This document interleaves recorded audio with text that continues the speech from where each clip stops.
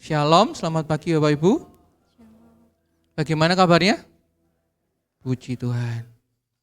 Ya, pagi hari ini kita mau sama-sama belajar. Ada satu kata yang melekat di hati saya selama seminggu ini, yaitu tentang Tuhan yang akan membela. Saya nggak tahu apa maksudnya ini, tapi sungguh-sungguh apa yang jadi pergumulan setiap kita mau belajar pagi hari ini bahwa Tuhan itu yang akan membela kehidupan kita. Amin. Apapun musimnya, apapun kondisi di luar, kita percaya bahwa Tuhan yang akan membela setiap kita. Tapi kadang-kadang ini yang terjadi. Kadang-kadang yang kita pikir, yang kita inginkan dari sebuah pembelaan Tuhan itu berbeda dengan apa yang Tuhan mau. Makanya kita tadi nyanyi bahwa tak terbatas kuasanya, tak terbatas caranya, tak terbatas jalan-jalannya. Kadang kita nggak mampu memahami, kadang kita nggak mampu mengerti apa yang Tuhan sedang lakukan, apa yang Tuhan sedang ajarkan. Tapi percayalah, siapa yang sepakat dengan saya, ketika kita menengok ke belakang sebentar kehidupan kita, adakah di sini yang kita menggerutu dan berkata, oh Tuhan jahat. Sampai hari ini, saya secara pribadi ketika menengok ke belakang, sekalipun semua yang enggak saya mengerti, tapi saya melihat bahwa di situ ada jejak kakinya Tuhan. Di situ ada jejak tangannya Tuhan. Siapa yang sepakat dengan saya? Ketika kita menoleh sebentar, kita melihat, oh ternyata ini bukan karena saya, bukan karena kuat dan gagah saya. Kalau saya bisa ada sampai hari ini, saya melihat di situ ada tangan-tangannya Tuhan, ada jejak kakinya Tuhan yang terus berjalan bersama dengan kita. Amin. Kayak pagi hari ini kita mau belajar dari Yusuf, PPT-nya bisa ditampilkan. Kita buka sama-sama di Kejadian 50.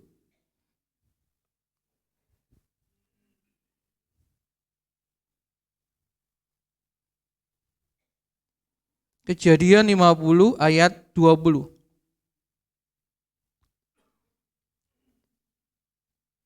Kejadian 50 ayat 20, yang sudah ketemu katakan amin. Saya bacakan. Kejadian 50 ayat 20, memang kamu telah merencanakan yang jahat terhadap aku, tetapi Allah telah merencanakannya demi kebaikan untuk mewujudkan apa yang terjadi sekarang ini, yakni memelihara hidup banyak orang. Sekali lagi ya. Memang kamu telah merencanakan yang jahat terhadap aku, tetapi Allah telah merencanakannya demi kebaikan untuk mewujudkan apa yang terjadi sekarang ini, yakni memelihara hidup banyak orang. Saya bacakan di Roma 8 ayat 37, ayat yang sama. Kita tahu bahwa di situ dikatakan, kita tahu sekarang bahwa Allah turut bekerja di dalam segala hal untuk mendatangkan kebaikan bagi barang siapa yang mengasihi Dia dengan segenap hatinya. Saya percaya seperti ini ya Bapak Ibu. Setiap segala sesuatu yang menimpa kehidupan kita atau segala sesuatu yang kita alami, kalau kita percaya firman ini bahwa segala sesuatu yang direncanakan manusia itu Tuhan ubah untuk jadi kebaikan, berarti segala sesuatu yang kita alami itu sudah disaring dulu sama Tuhan. Benar? Siapa yang percaya?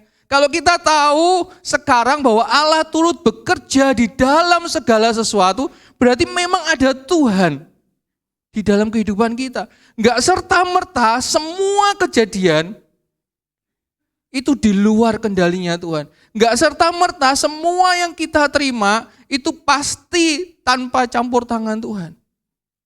Saya percaya bahwa setiap apa yang kita alami, entah itu enggak enak maupun enak, entah itu menyakitkan, menyedihkan, bahkan sampai kita merasa aku enggak sanggup hidup lagi. Mungkin kita ada di satu titik, Tuhan aku ingin mengakhiri hidupku, atau kita ada di satu titik di mana seperti Elia berkata, Tuhan cabut aja nyawaku. Di titik itu, kalau kita masih bisa berdiri sampai hari ini, di situ ada penyertaan Tuhan.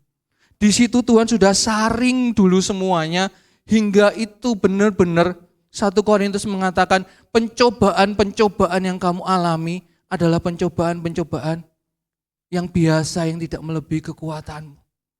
Kalau itu tidak melalui saringannya Tuhan, kalau itu tidak melalui pribadinya Tuhan dulu, mungkin setiap kita sudah banyak yang ninggalin Tuhan, atau mungkin setiap kita sudah menyerah di tengah jalan. Tapi kalau sampai hari ini kita kuat, kalau sampai hari ini kita masih setia, kita boleh melihat itu adalah pembelaan Tuhan. Amin. Next slide. Kita mau sama-sama belajar apa artinya pembelaan Tuhan bagi kehidupan Yusuf. Ternyata yang pertama yang saya temukan, pembelaan Tuhan di dalam kehidupannya Yusuf, yaitu berupa sumur yang kering. Gak enak ternyata. Ketika saya merenungkan kisah hidupnya Yusuf, ternyata pembelaan Tuhan yang pertama yaitu di sumur yang kering. Kita baca di Kejadian 37. Saya bacakan buat Bapak Ibu. Kejadian 37 ayat 12, mulai dari ayat 12. Suatu kali saudara-saudaranya pergi mengembalakan kambing domba ayah mereka dekat Sikem. Lalu Israel berkata kepada Yusuf, bukankah saudara-saudaramu menggembalakan kambing domba dekat Sikem? Marilah aku akan menyuruh engkau kepada mereka. Saud Yusuf, ya ayah. Kata Israel kepadanya, pergilah melihat bagaimana keadaan saudara-saudaramu dan keadaan kambing domba, lalu bawalah kabar kepadaku. Yakub menyuruh dia pergi dari lembah Hebron dan Yusuf pun pergi ke Sikem. Saya loncat ke ayat 18. Dari jauh mereka telah melihat dia, saudara-saudaranya melihat Yusuf. Namun sebelum ia dekat pada mereka, saudara-saudaranya, mereka telah bersekongkol untuk membunuhnya. Kata mereka seorang kepada yang lain, lihat tukang mimpi itu datang. Sekarang marilah kita bunuh dia dan lemparkan ke dalam salah satu sumur ini. Lalu kita katakan seekor binatang buas telah menerkamnya. Kita akan lihat nanti apa yang akan terjadi dengan mimpi-mimpinya itu. Ayat 21, mendengar hal itu Ruben ingin melepaskan Yusuf dari tangan mereka. Katanya, jangan kita bunuh dia. Ruben berkata pula kepada mereka, janganlah menumpahkan darah, lemparkan saja dia ke dalam sumur yang ada di padang gurun ini. Tetapi janganlah apa-apakan dia. Ia bermaksud melepaskan Yusuf dari tangan mereka dan membawa kembali kepada ayahnya. Next, saya loncat. Ayat 26. Lalu kata Yehuda kepada saudara-saudaranya, apa untungnya kalau kita membunuh adik kita dan menyembunyikan darahnya? Mari kita jual kepada orang-orang Ismail itu, tetapi janganlah kita apa-apakan dia, karena ia saudara kita, darah daging kita. Saudara-saudaranya pun mendengarkan dia. Gak enak ya Bapak Ibu. Siapa yang di sini mungkin pernah mengalami yang menjadi musuh kita adalah orang-orang yang terdekat. Di saat mungkin saudara-saudara kita sekandung atau saudara-saudara kita yang lain, atau bahkan saudara kita seiman. Tapi kita mau melihat pagi hari ini bahwa sumur yang kering itu adalah bentuk dari sebuah pembelaan Tuhan. Yang seharusnya Yusuf ini mengalami maut, di mana saudara-saudaranya sudah bersepakat bahwa akan membinasakan, dan mimpi itu akan terkubur. Kita tahu ya, Yusuf mimpi bahwa semua berkas saudara-saudaranya tunduk menyembah berkasnya Yusuf. Mimpi lagi segala bulan dan bintang tunduk untuk menyembah Yusuf. Dan itu menggusarkan hati saudara-saudaranya. Karena kita lihat ayahnya ini sangat mencintai Yusuf lebih daripada saudara-saudara yang lain. Iri hati. Jangan dipikir gampang. Ingat kisahnya Kain dan Habel? Hanya karena iri hati, kenapa? Kain membunuh Habel. Hanya karena iri hati, Esau nantinya mengejar-ngejar Yakub. Dan ini saudara-saudaranya sudah dipenuhi dengan iri hati. Tetapi pembelaan Tuhan datang dengan cara yang ajaib. Tiba-tiba, ya ini loh, tiba-tiba ujuk-ujuk Ruben punya pemikiran. Enggak cuma Ruben, tapi Yehuda punya pemikiran yang lain. Sehingga Yusuf ini boleh tidak mengalami yang namanya maut. Ini luar biasa. Seringkali Tuhan memakai burung gagak, ya Ibu Gembala sering. Burung gagak adalah sebuah pertolongan Tuhan. Sekalipun rasanya pembelaan Tuhan kok malah dicemplungkan ke sumur. Gak enak. Harusnya pembelaan Tuhan yang ada di pikiran saya adalah, ya sudah Tuhan batalkan semua niat saudara-saudaranya. Tuhan bisa toh nyuruh orang untuk memperingatkan Yusuf, atau Tuhan bisa toh pakai orang lain untuk menolong Yusuf, untuk membela Yusuf. Tapi kenyataannya pembelaan Tuhan justru adalah sumur yang kering.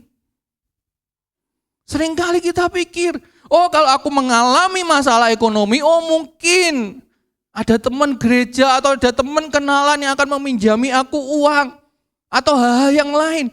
Tapi enggak kenyataannya. Ini justru pembelaan Tuhan adalah sumur yang kering. Istilahnya di satu sisi kita pengen ya lepas cepat, tapi kok malah dimasukkan ke dalam sumur. Sumur ini menggambarkan semua yang kita ada di saat ini benar-benar tembok. Dan Yusuf cuma bisa lihat ke atas. Lihat siapa Bapak Ibu? Lihat Tuhan. Hanya Tuhan yang sanggup menolong.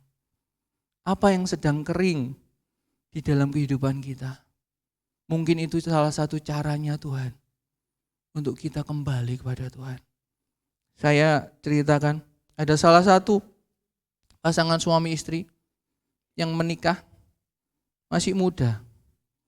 Pernikahannya belum lama dan dia sedang mengalami yang namanya masa sumur yang kering ini.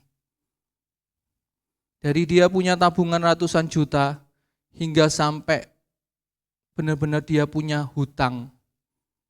Minus bahkan, enggak cuma habis. Dari yang dulunya dia pikir, oh keluarga muda, masih penuh dengan cinta, masih penuh dengan getaran-getaran. Enggak mungkin akan ada konflik yang berkepanjangan. Ternyata badai itu menghantam.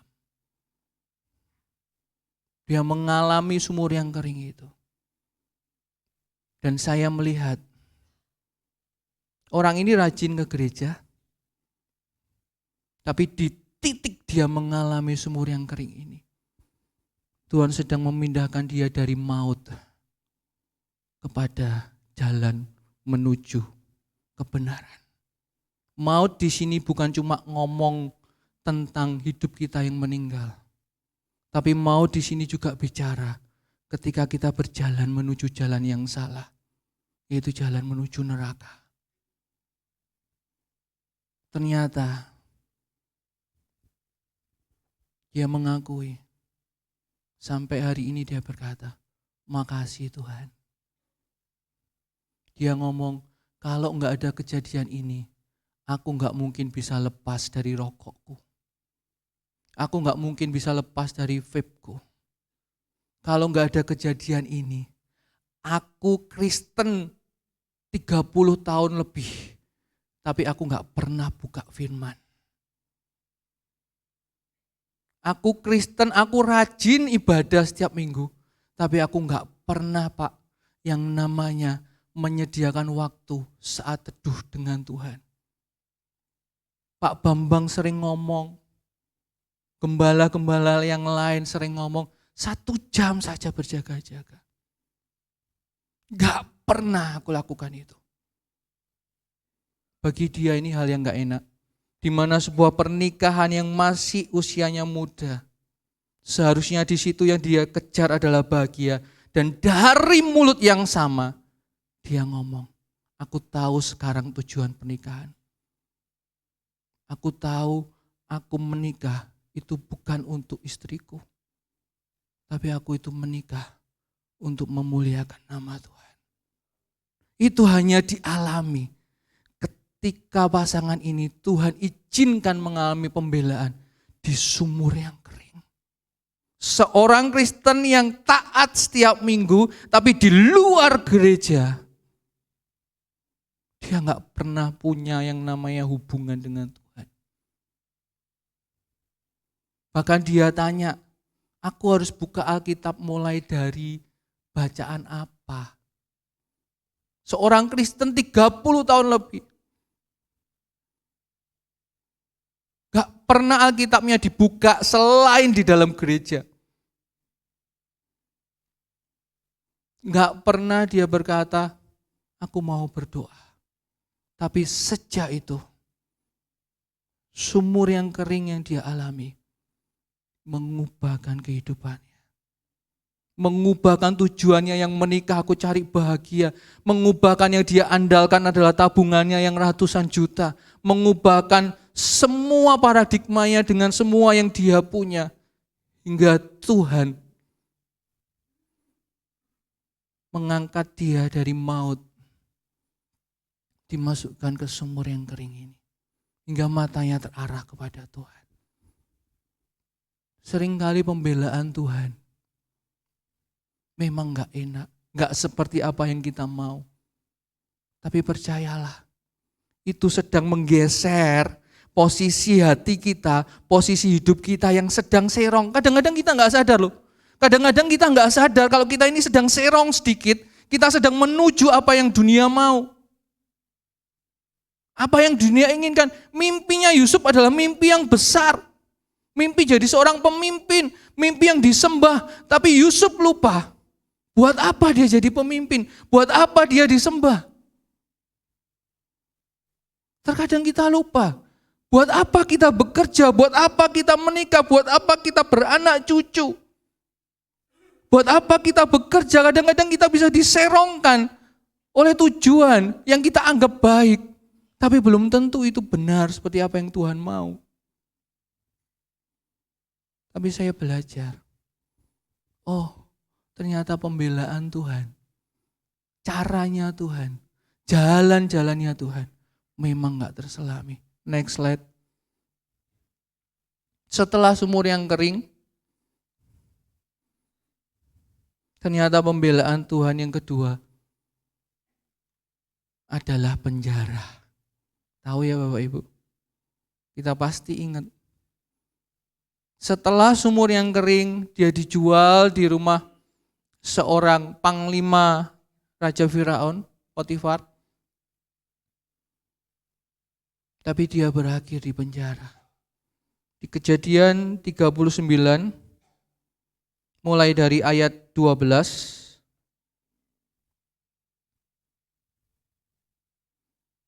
Dari ayat 10 dulu, walaupun perempuan itu merayu Yusuf hari demi hari, ia tidak mengindahkannya untuk tidur dengannya atau menemani dia.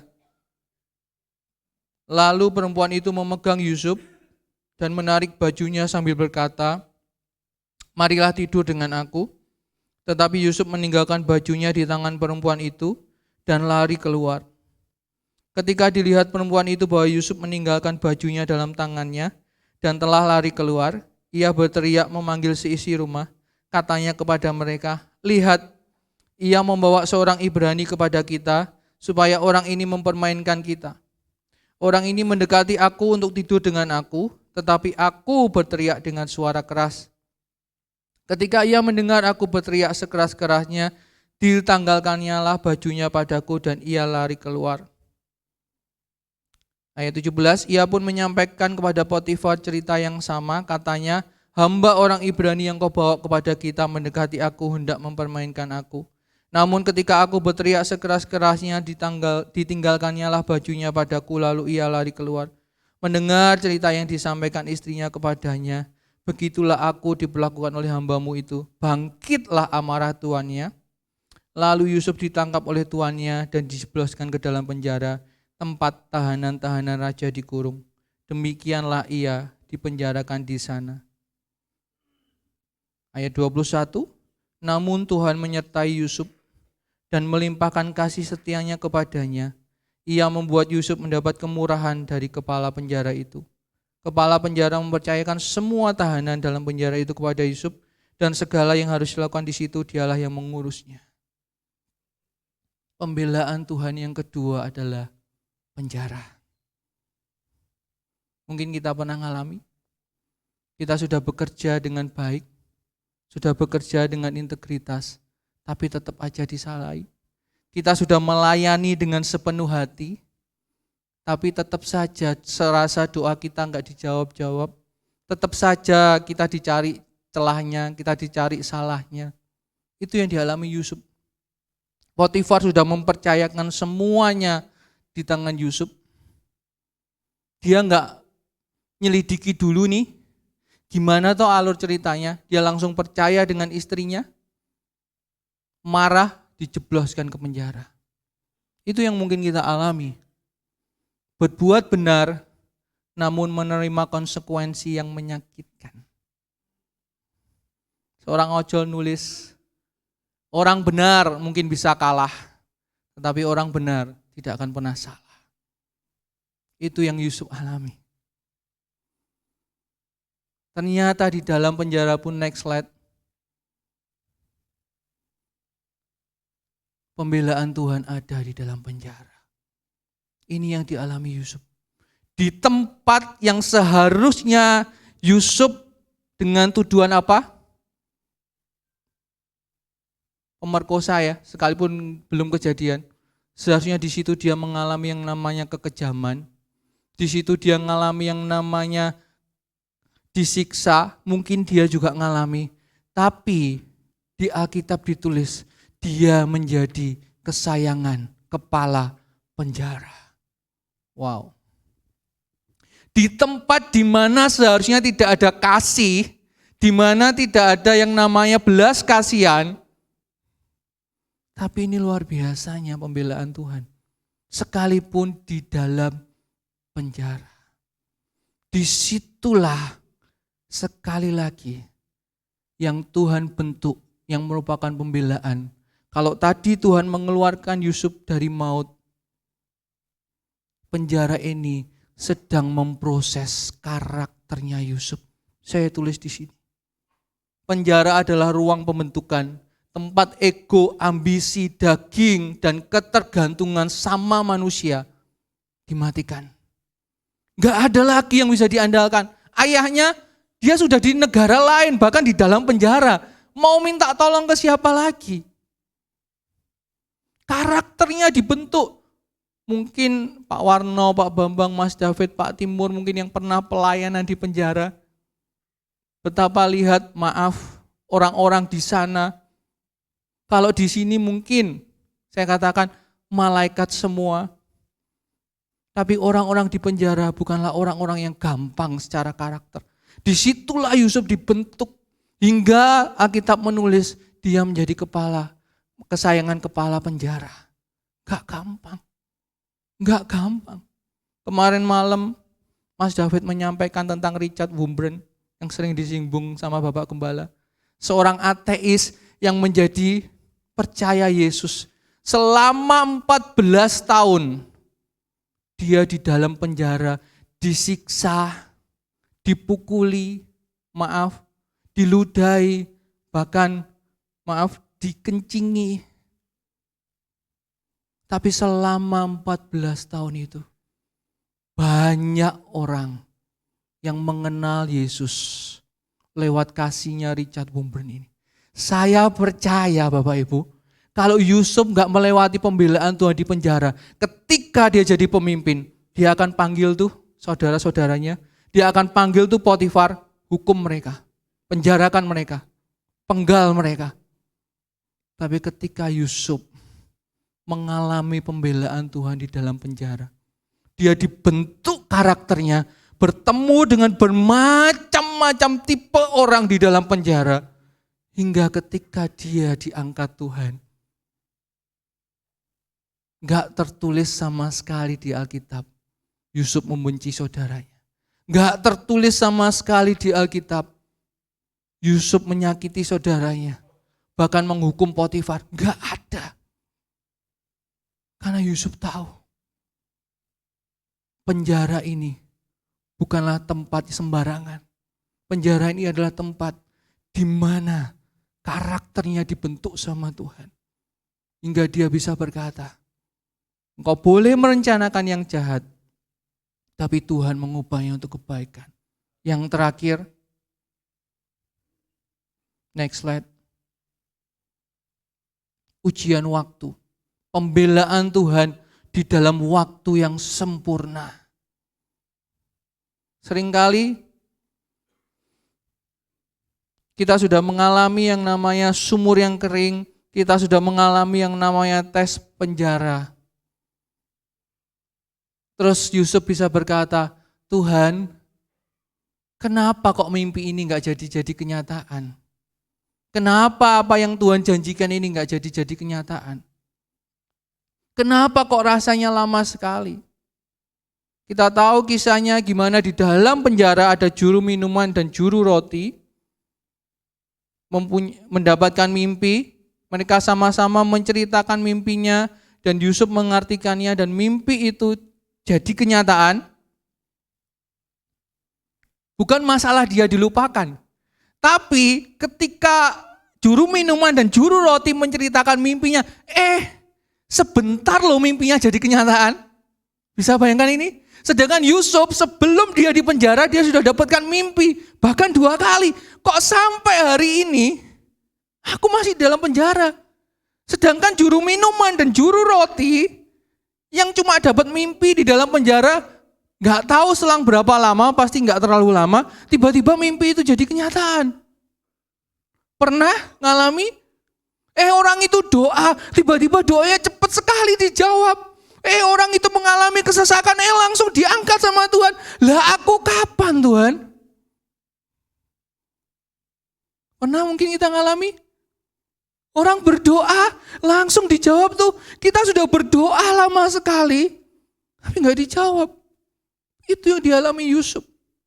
Bukan masalah 2 tahun dia dilupakan sama juru minuman. Tapi ketika ada orang yang punya mimpi, mimpinya langsung didengar Tuhan, dijawab. Sedangkan yang Yusuf mimpinya sudah lama, gak dijawab-jawab. Justru itulah pembelaan Tuhan. Waktu Tuhan yang sempurna. Bukan karena Yusuf diingat sama juru minuman, tapi Tuhan yang memakai Firaun untuk memanggil Yusuf. Saya tuliskan di situ. Waktu yang terasa lambat di mata kita adalah waktu yang tepat dan sempurna di tangan Tuhan. Di sini benar-benar karakter Yusuf sudah teruji. Bukan hanya dengan orang-orang bermacam-macam karakternya, tapi ketika waktu menunggu. Waktu menunggu. Melihat penggenapan janji Tuhan. Hingga ketika kita baca di rumah nanti, ketika Firaun ini punya mimpi dan Yusuf mengartikannya, Yusuf gak bilang dengan sombongnya, Tuhan, serahkan aja semua tanggung jawab itu ke aku. Kalau kita baca di situ Yusuf ngomong, Tuhan, Firaun, carilah orang yang bijaksana untuk mengatur ini semua. Dia gak ngomongin namanya nih, padahal dia sudah mengartikan mimpi, harusnya dia bisa dong sekalian, aku aja Tuhan. Tapi Alkitab enggak menulis seperti itu. Alkitab menulis Yusuf ngomong sama Firaun, carilah orang yang bijaksana, carilah orang yang punya pengertian untuk mengatur 7 tahun masa kelimpahan dan 7 tahun masa kekeringan. Enggak ada sama sekali.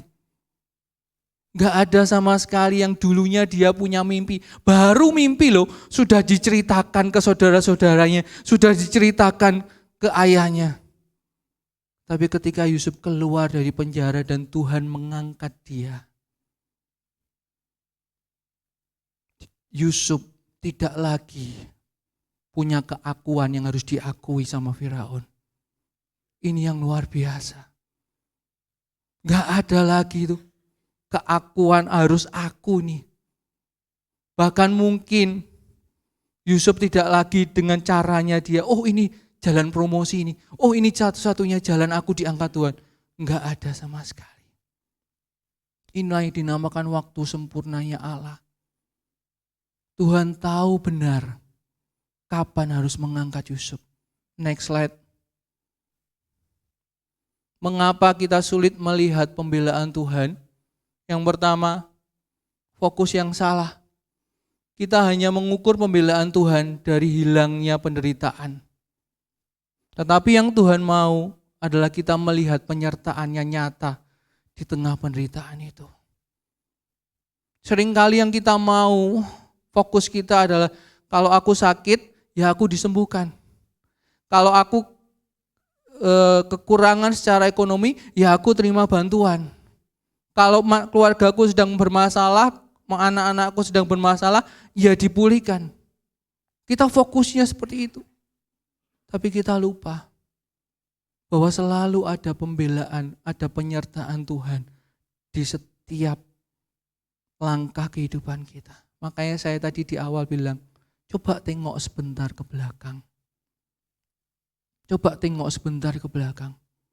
Apakah kita melihat ada jejak tangan Tuhan di situ?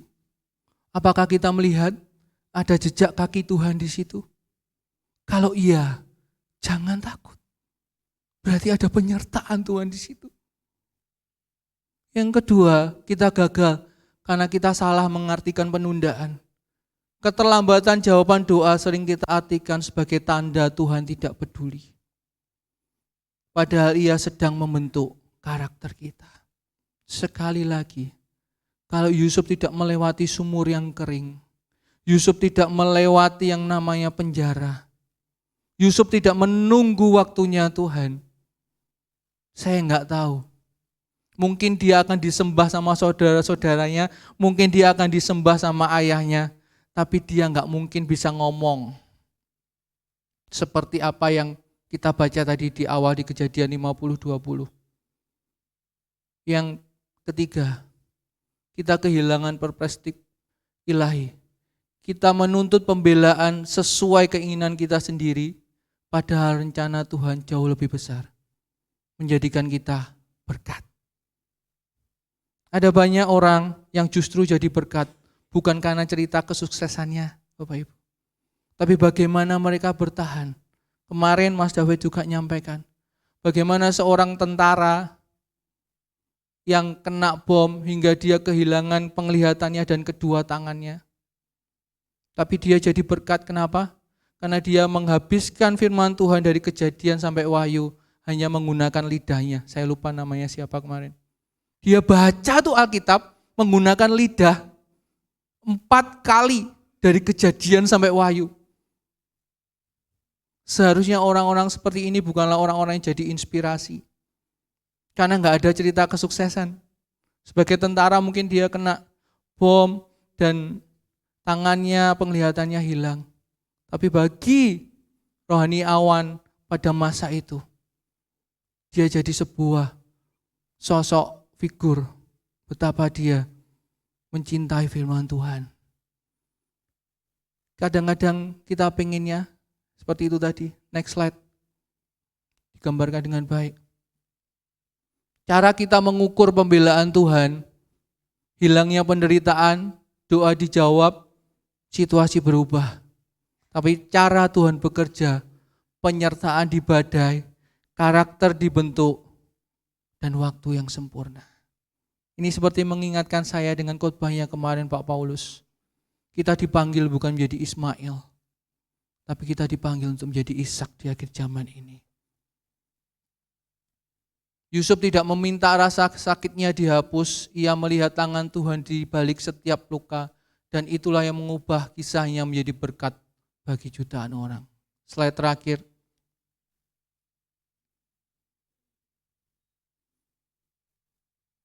Kita nggak bisa melihat pembelaan Tuhan kalau kita nggak menggunakan mata iman kita. Bagaimana kita mulai melihat pembelaan Tuhan dengan lebih jelas? Tanyakan apa yang Tuhan mau. Bukan tanya, kapan penderitaanku berakhir? Hari ini adalah hari Pentakosta. Ingat apa yang diminta murid-muridnya? Tuhan, ingat? Kapan Tuhan akan memulihkan Israel? Tapi Tuhan jawab apa? Kalau kuasa turun ke atasmu, kamu akan menjadi saksiku. Kadang kita milih, kita tanya sama seperti murid-murid, Tuhan, kapan toh penderitaan ini berakhir? Tapi Tuhan jawabnya beda. harusnya kita tanya, Tuhan, apa yang Tuhan mau sebenarnya? Apa yang Tuhan inginkan? Yesus nggak ngomong kapan akan memulihkan di Israel.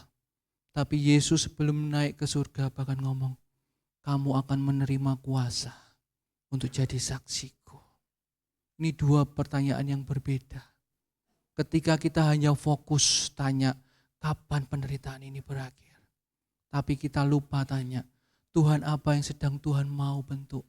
Kenapa toh Tuhan aku dulunya ini gak pernah diproses dengan teman seiman? Kenapa sekarang kok prosesnya seperti ini? Aku dulunya gak pernah ini diproses seperti ini tentang kesehatan. Kenapa aku diproses seperti ini? Aku dulunya gak pernah ini diproses dengan anakku, dengan orang tuaku. Kenapa Tuhan? Apa yang Tuhan mau? Apa yang Tuhan ingin ubahkan dari karakterku? Apa yang Tuhan ingin ubahkan dari pribadiku? Apa yang Tuhan ingin ubahkan dari cara aku bekerja? Apa yang ingin Tuhan ubahkan dari cara aku memperlakukan istriku? Apa yang ingin Tuhan ubahkan dari cara aku memperlakukan orang tuaku? Apa yang Tuhan ingin ubahkan dari caraku memperlakukan anakku? Seringkali kita menuntut orang lain untuk berubah dulu. Kita lupa bahwa proses itu selalu mengubahkan kita. Bukan keadaan berubah, bukan orang lain yang berubah. Tapi yang Tuhan mau itu kita dulu yang berubah. Makanya tanya Tuhan apa yang Tuhan sedang mau. Apa yang Tuhan sedang inginkan. Yang kedua, percaya proses pembentukan. Terima bahwa penundaan adalah bagian dari proses, bukan tanda bahwa Tuhan berpaling dari kita. 2 tahun, 12 tahun, Yusuf dari mimpinya sampai dia diangkat Tuhan, membutuhkan waktu 13 tahun. Ada banyak tokoh-tokoh Alkitab yang mereka harus menanti-nantikan janji Tuhan hingga janji itu digenapi. Tapi mereka tetap percaya. Bahkan Abraham berkata, sekalipun tidak ada dasar untuk berharap, aku tetap memilih untuk berharap. Yang terakhir, perluas perspektif kita. Pembelaan Tuhan selalu memiliki tujuan yang lebih besar untuk menjadikan kita saluran berkat Tuhan. Kita baca tadi, di Kejadian 50 ayat 20 saya bacakan lagi. Memang kamu telah merencanakan yang jahat terhadap aku, tetapi Allah telah merencanakannya demi kebaikan. Nah ini, untuk mewujudkan apa yang terjadi sekarang ini, yakni memelihara hidup banyak orang. Yang tujuannya dia bermimpi, dia disembah oleh saudara-saudaranya, dia disembah oleh ayah ibunya. Hingga akhirnya Yusuf bisa berkata, oh ini toh tujuannya Tuhan. Oh ini toh tujuannya Tuhan. Bapak Gembala selalu mengingatkan, semua yang kita miliki itu adalah sarana yang Tuhan berikan. Tapi endingnya selalu ada tujuannya Tuhan di dalamnya. Selalu ada tujuannya Tuhan di dalamnya. Makanya saya selalu ngomong ke anak-anak youth yang mereka berkuliah. Jangan hanya sekedar kuliah untuk mencari ilmu. Jangan sekedar kuliah untuk mencari pengalaman. Tapi ketahui tujuan kalian kuliah. Apa yang Tuhan itu dapat untung apa. Ketika kalian kuliah, ketika kalian bekerja, nantinya Tuhan itu dapat keuntungan apa. Tuhan itu diuntungkan di mana. Apakah kerajaan Tuhan dinyatakan lewat setiap ilmu yang kita dapat, setiap pekerjaan yang kita dapat. Jadi pagi hari ini, saya nggak akan mau berpanjang. Ayo lihat, kalau kita sedang ada di fase sumur yang kering, kita ada sedang di fase penjara. Rasanya karakter kita dipres. Rasanya kita mulai antara kecewa, aku bisa kalau memilih kecewa Tuhan. Aku bisa kalau memilih untuk mutung. Aku bisa untuk memilih pasif. Aku bisa untuk memilih pilihanku. Tapi aku mau, sekalipun karakterku berbenturan dengan banyak orang, aku mau tetap memiliki karakter Kristus, memiliki kasih. Sekalipun aku harus masih dalam fase menunggu, fase menunggu nih. Fase menunggu adalah fase yang gak enak. Di saat seolah-olah seperti Elia tanya, apakah sudah ada awan? Ternyata belum. Elia berdoa lagi, tanya lagi, apakah sudah ada awan ketika bangsa Israel mengalami kekeringan? Belum. Berdoa lagi, saya lupa sampai berapa kali, sampai 7 kali bahkan, sampai bujangnya ngomong, hanya ada segenggam. Elia ngomong, bilang ke Ahab, hujan akan turun dengan deras. Sama seperti Naaman, yang dia bilang, kamu harus ke sungai Yordan, dan dia protes, sungai yang lain banyak yang bagus. Bahkan harus mencelupkan dirinya yang sampai 7 kali. Mungkin dia berharap 1 kali aja cukup. Enggak terjadi apa-apa. 2 kali enggak terjadi apa-apa. Sampai ke 6 kali dilihat masih sama. Sudah 6 kali loh. Harusnya kalau kita berobat ke dokter, kita 6 kali sudah mengalami tanda-tanda kan? Tapi cara Tuhan seringkali berbeda. Kita berdoa buat suami kita, sudah 50 tahun kita berdoa buat suami kita, enggak ada tanda-tanda berubah. Sedangkan kita secara manusia, kita pengennya lihat tanda-tanda. Sampai 6 kali Naaman mencelupkan dirinya, enggak ada tanda-tanda itu anakku berubah. Aku sudah berdoa, berpuasa buat anakku. Aku sudah berdoa, berpuasa buat istriku. Sampai 50 tahun, 40 tahun gak ada tanda-tanda berubah. Baru ketika Naaman tetap taat, ke-7 kalinya dia celupkan badannya. Dan mujizat itu terjadi. Kapan air itu berubah jadi anggur? Gak ada yang tahu. Ketika pelayan itu mencedok airnya, dia tahu ini air. Aku sudah melakukan segala upaya dalam pekerjaanku. Semua gagal, aku nyoba ini gagal, aku nyoba ini gagal, aku nyoba ini gagal. Kalau seandainya air ini dikasih ke pemimpin pesta dan tetap jadi air, maka pelayan ini pasti dipecat. Tapi dia tetap taat. Kapan berubahnya air jadi anggur? Enggak tahu, yang penting taat. Sampai dikasih ke pemimpin pesta. Apakah ketika mencedok itulah, atau waktu dikecap sama pemimpin pesta, kita enggak tahu. Tapi air itu berubah jadi anggur. Jadi pagi hari ini, jangan pernah kita meragukan bahwa tetap ada pembelaan Tuhan di dalam kehidupan kita. Amin. Saya undang pemain musik untuk maju ke depan. Terima kasih Tuhan. Terima kasih Tuhan. Mari saya undang Bapak Ibu bisa bangkit berdiri. Kita hampiri tata kasih karunia-Nya. Terima kasih Tuhan. WL dan Singer. Terima kasih Tuhan. Terima kasih Tuhan. Bawa hati kita. Kalau hari ini kita mungkin merasa kecewa dengan Tuhan. Atau merasa kecewa dengan teman-teman yang kita harapkan. Datang ke Tuhan. Terima kasih. Terima kasih.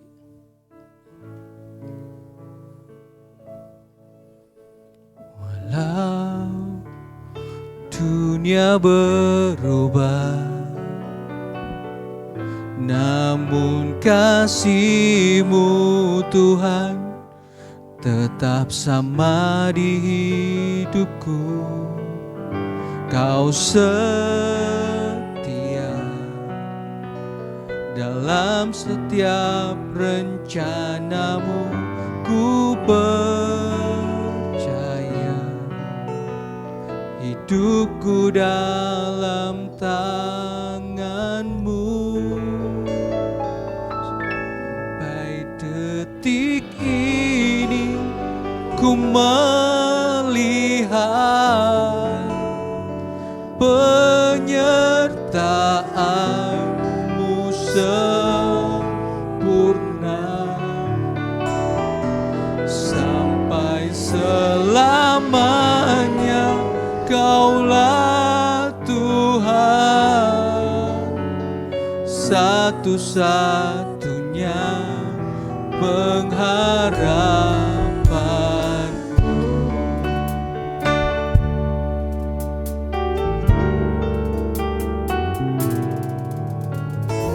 Walau dunia berubah, amin, namun kasih-Mu Tuhan tetap sama di hidupku. Kau setia dalam setiap rencana-Mu. Ku percaya hidupku dalam tangan-Mu. Sampai detik ini ku melihat penyertaan-Mu sempurna. Sampai selamanya Kaulah Tuhan, satu-satunya pengharapanku. Sampai detik ini ku melihat penyertaan-Mu sempurna. Sampai selamanya Kaulah Tuhan, satu-satunya pengharapanku. Yes, Lord.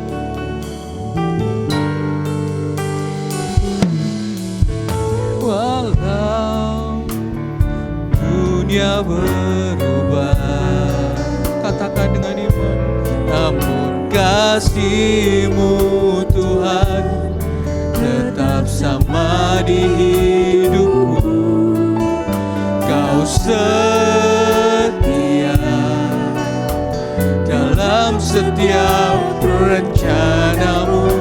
Ku percaya hidupku dalam tangan-Mu.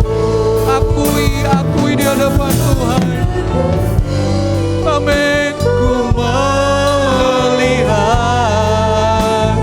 penyertaan-Mu sempurna. Sampai selamanya Kaulah Tuhan, satu-satunya penghargaan. Sampai detik ini,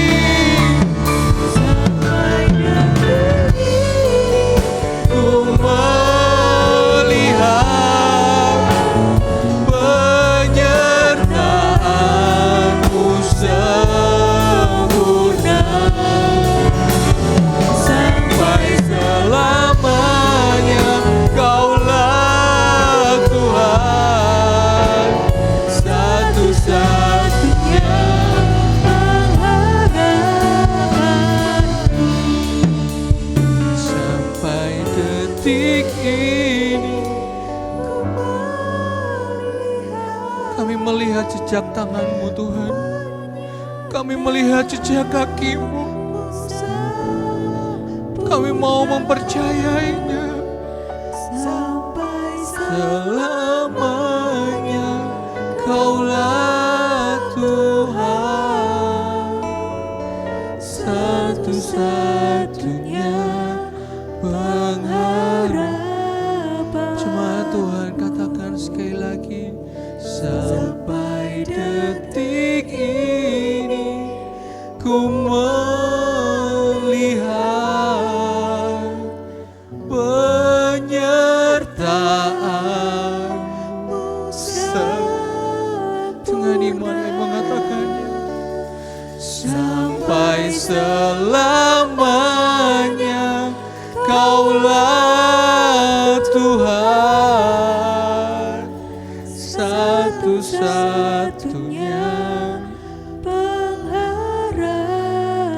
segenap hati kita. Sekali lagi katakan, sampai detik ini ku melihat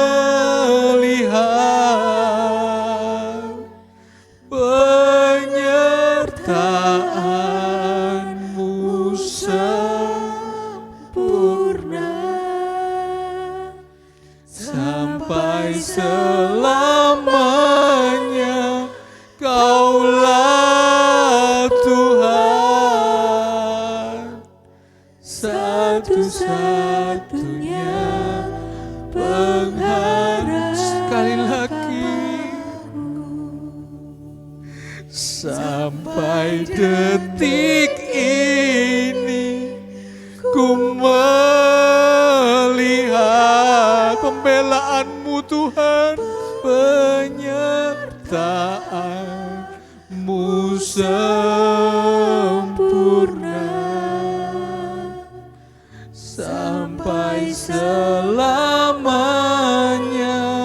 Kaulah Tuhan, syukuranana nama satu-satunya pengharap. Sekali lagi jemaat Tuhan sama-sama katakan, sampai detik ini ku sampai hati kita berkata, aku melihat penyertaan Tuhan. Sekalipun belum, tapi aku percaya Kaulah Tuhan, Satu-satunya sekali lagi jemaat Tuhan, sampai detik ini, sampai detik bahwa umatmu ku melihat pembelaanmu dalam hidup kami Tuhan. Amin. Sampai selamanya Kaulah Tuhan, satu-satunya pengharapanku. Kami tidak memilih untuk kecewa, kami memilih untuk percaya. Kami tidak memilih untuk iri hati, kami memilih untuk percaya. Kami tidak memilih untuk menyerah, kami memilih untuk percaya. Terima kasih Tuhan, meteraikan kebenaran firman-Mu di dalam setiap hati kami. Kami percaya firman itu akan mengerjakan bagian yang terbaik di dalam setiap kehidupan kami. Di dalam nama Tuhan Yesus. Haleluya. Amin. Baik, kita akan melihat pengumuman untuk seminggu ke depan. Mari perhatikan bersama-sama. Multimedia dipersilakan.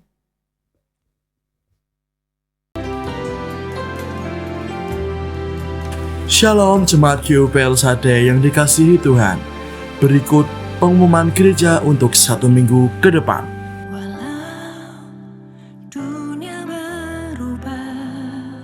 Mari antusias untuk mengikuti komsel. Bagi yang belum bergabung dalam komsel, silahkan menghubungi Sakom.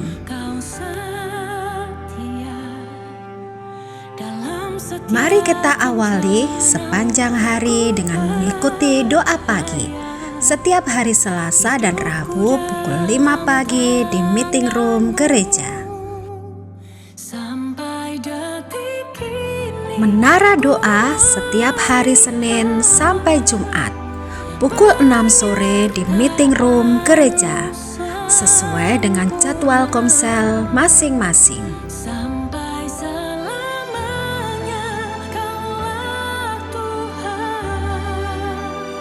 Pelayanan orang jalanan setiap hari Selasa pukul 11 siang di Panti. Bagi jemaat Tuhan yang rindu mendukung pelayanan ini, bisa menghubungi Bapak David.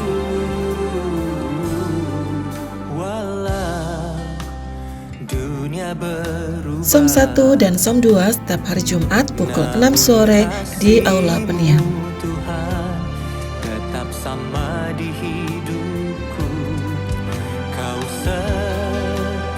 Ibadah El Sadekit hari Minggu sesi 1 pukul 7 pagi dan sesi 2 pukul 4 sore di Aula Pniel.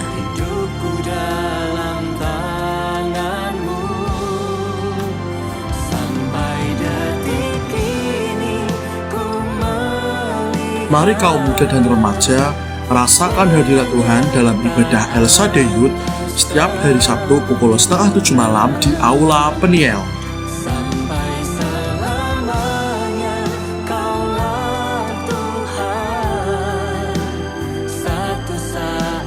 Mari rasakan kasih dan jamahan Tuhan dalam ibadah raya hari Minggu pukul 7 pagi dan pukul 4 sore.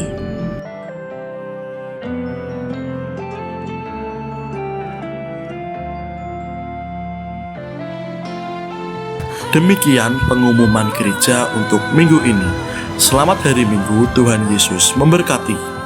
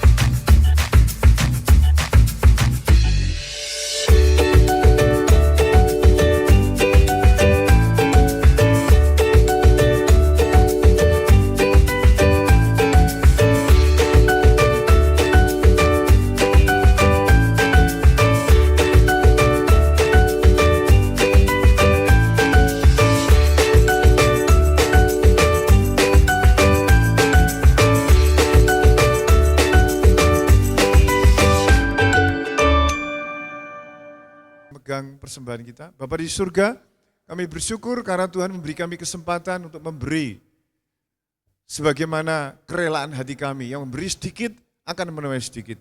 Yang memberi banyak akan menuai banyak. Baiklah masing-masing memberi dengan sukacita dan bukan dengan paksaan atau dengan sedih hati.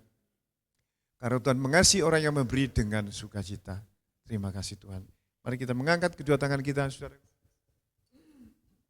Bapak, Ibu, Saudara yang dikasihi oleh Tuhan, pulanglah ke rumah masing-masing dengan membawa integritas Yusuf yang telah kita dengar, bawa dalam hidupmu masing-masing, sehingga engkau kelak di ujung kehidupan ini, waktunya Tuhan, engkau akan menjadi pribadi-pribadi yang maksimal potensimu untuk memberkati kota, memberkati bangsa, memberkati gereja, saudara seiman, dan lingkungan sekitar kita. Berkat Bapa surgawi di dalam Yesus Kristus dan anugerah penyertaan kuasa Roh Kudus, Anda menyertai, memberkati, melindungi, dan bersama-sama dengan saudara. Dalam nama Tuhan Yesus, amin.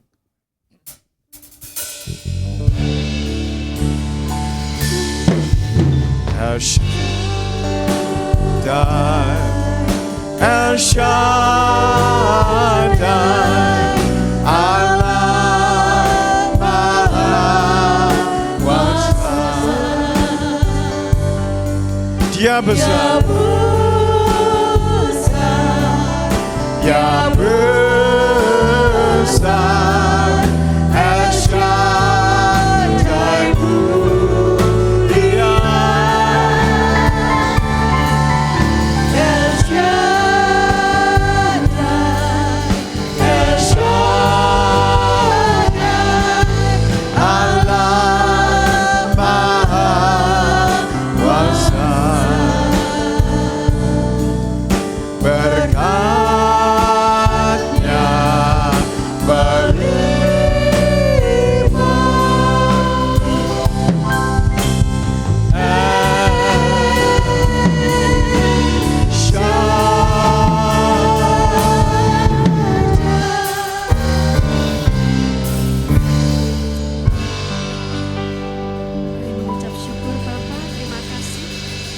Ibadah pagi ini Tuhan, kami menikmati bersama dengan Engkau. Terima kasih buat berkat-Mu yang melimpah dalam hidup kami. Dalam nama Tuhan Yesus, kami bersyukur dan berdoa. Amin. Selamat pulang, Tuhan Yesus memberkati.